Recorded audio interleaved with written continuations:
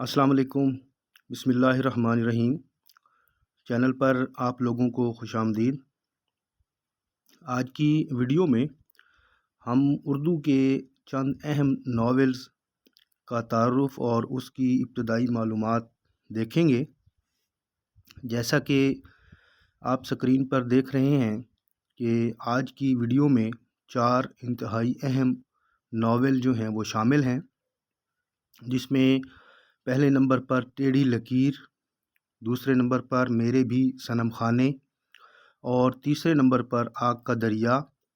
और चौथा जो नावल है वो है आखिर शब के हमसफ़र।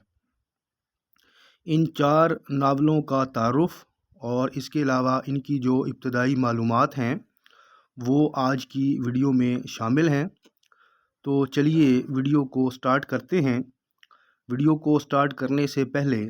जो लोग चैनल पर नए हैं उनसे ये दरख्वास्त है कि चैनल को सब्सक्राइब ज़रूर करें और वीडियो को ज़्यादा से ज़्यादा जो है वो शेयर कीजिएगा। सबसे पहले हमारे पास जो नावल है उसका उन्वान जैसा कि आप स्क्रीन पे देख रहे हैं वो है टेढ़ी लकीर और इसको लिखा है इस्मत चुगताई ने। इसकी अगर हम इशाअत की बात करें तो इसकी इशाअत जो है वो 1947 में हुई। इसका इंतसाब जो है वो कुछ इस तरीके से है, यानी इन यतीम बच्चों के नाम जिनके वालिदैन बाक़ायदे हयात हैं, ये इसका इंतसाब है। इससे मुराद ये है कि ऐसे बच्चे जिनको बचपन में अपने वालिदैन की मोहब्बत जो है वो नहीं मिली, यानी उनकी तरफ से उनको अहमियत जो है वो नहीं दी गई, तो ये इसका इंतसाब है। अगर हम बात करें इसके मौजू की तो ये एक किरदारी नावल है और इसमें एक मुतवस्सित तबके की लड़की शिमन के गिर्द जो है ये कहानी घूमती है और मुतवस्सित तबके की लड़कियों को इस्मत चुगताई ने मौजू बनाया है और इसमें उनकी मुआशी पेचीदगियों और नफसियाती गुत्थियों को सुलझाने की उसने कोशिश की है और साथ साथ ये भी दिखाया है कि मुतवस्सित तबके की जो लड़कियां हैं वो ज़हनी, फ़िक्री और जिस्मानी तौर पर किस तरीके से जो है वो जिनसियत का शिकार होती हैं। जैसा कि मैंने बताया कि इसमें ये एक किरदारी नावल है और इसमें जो मरकज़ी किरदार है वो शमशाद उर्फ़ शिमन का है और बाज़ जो नक़ाद हैं वो इस नावल को सवाने नावल भी करार देते हैं और वो कहते हैं कि इस्मत ने ख़ुद अपने जो हैं हालात व वाक़यात जो है इसमें बयान किए हैं और जो शिमन का किरदार है वो ख़ुद इस्मत का किरदार है। इसके अलावा जो अगला नावल हमारे पास है उसका उन्वान है मेरे भी सनम खाने। इसकी जो मुसन्निफ़ा हैं वो हैं कुर्रतुल ऐन हैदर और कुर्रतुल ऐन हैदर का ये पहला नावल है और ये दिसंबर 1947 में मुकम्मल हुआ था।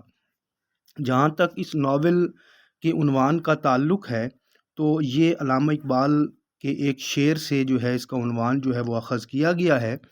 और वो शेर कुछ इस तरीके से है कि मेरे भी सनम खाने तेरे भी सनम खाने, दोनों के सनम खाकी दोनों के सनम फ़ानी।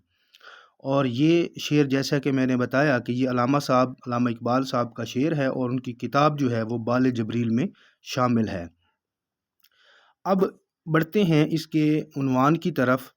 यानी इसके मौजू की तरफ। इसका मौजू जो है ये एक दास्तान है,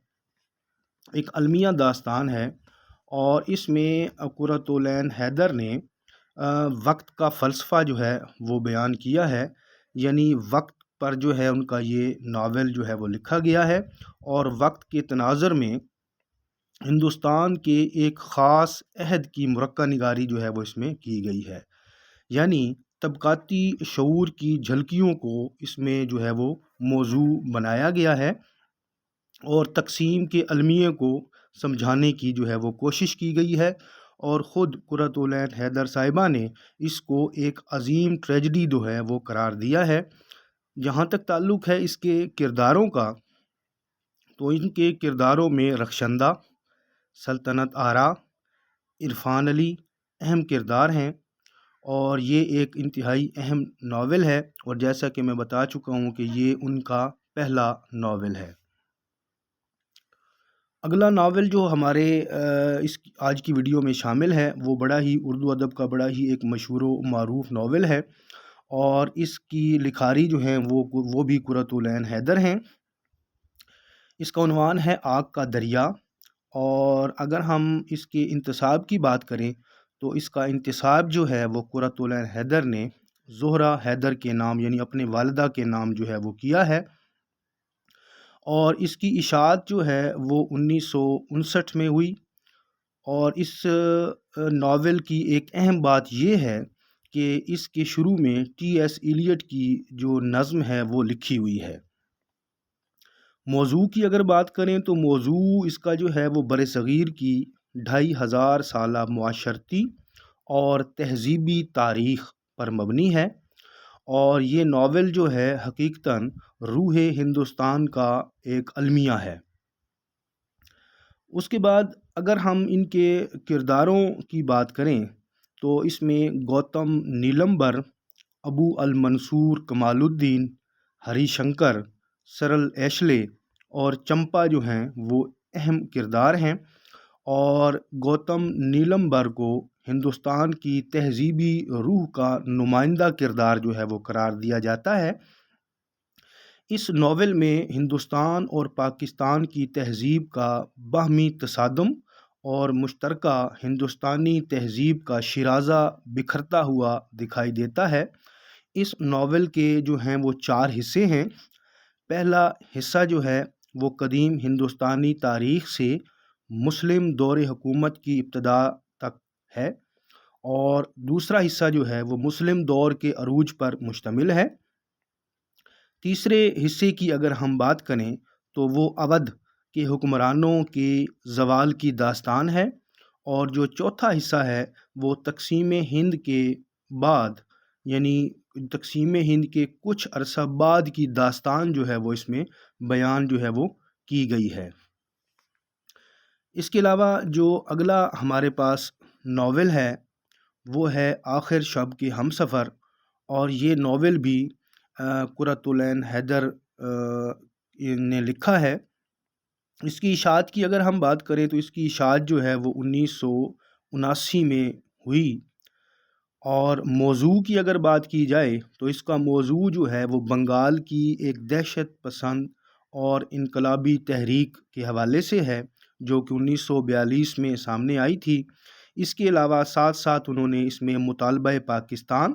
تقسیم ہند اور قیام بنگلہ دیش کے تناظر میں بھی کئی واقعات جو ہیں وہ اس کے اندر پیش کیے ہیں۔ اور اس کے علاوہ جب اس ناول کو مزید دیکھتے ہیں تو اس ناول میں مسلم طبقے کی عورتوں کی جو داخلی صورتحال ہے اس کی بھی بڑی اچھے طریقے سے جو ہے وہ تصویر کشی جو ہے وہ کی گئی ہے۔